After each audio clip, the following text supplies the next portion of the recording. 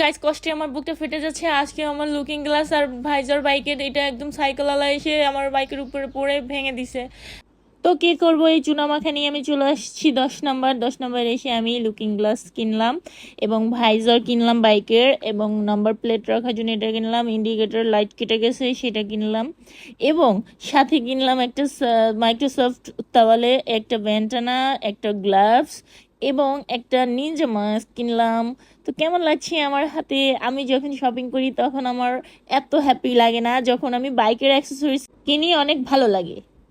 তো এই হচ্ছে সেই সিলভার কালারের থাই অ্যালুমিনিয়াম লুকিং গ্লাস, যেটা আমি সারা 10 নম্বর খুঁজে খুঁজে এক পিসি পেয়েছি, এবং এটা এতটাই ফেমাস যে এটা স্টক আউট হয়ে গেছে। তো এটা এখন আমি আমার বাইকে ইনস্টল করব। তো ফার্স্ট অফ অল আমি আমার নেম প্লেটটা খুলে ফেলেছি, কারণ এটা এখন এতটাই মানুষ ইউজ করতেছে যে আমার বোরিং লাগছে। আমি ফার্স্ট টাইম এটা ইনস্টল করছিলাম আমার বাইকে, এখন আর ভালো লাগছে না, তো এটা আমি আজকে খুলে ফেলবো।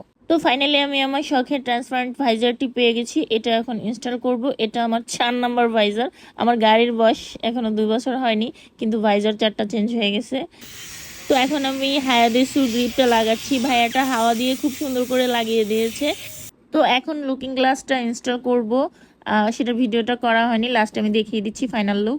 এবং আমি আমার বাইকের ক্ষেত্রে এতটাই সচেতন থাকি, এটার ব্যাপারে কোনো কম্প্রোমাইজ করি না। কাজের সময় আমি এভাবে বাচ্চাদের মতো পাশে বসে থাকি, হয়তো বিরক্ত হয় না তো তাদেরও ভালো লাগে, কিছু একটা হবে, বাট আই ডোন্ট কেয়ার। আমার বাইকের ক্ষেত্রে আমি এদিক থেকে খুবই অ্যালার্ট থাকি। Wow, what a look! এই হচ্ছে আমার বাইকের ফাইনাল লুক। সো কেমন লাগছে অবশ্যই জানাবেন নতুন সাজে আমার সাদা জামাইকে।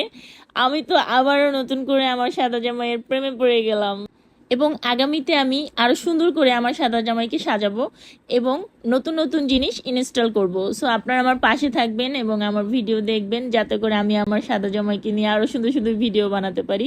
সবাই ভালো থাকবেন, সুস্থ থাকবেন। আজকের ভিডিও এই পর্যন্তই। আল্লাহ হাফিজ, বাই বাই।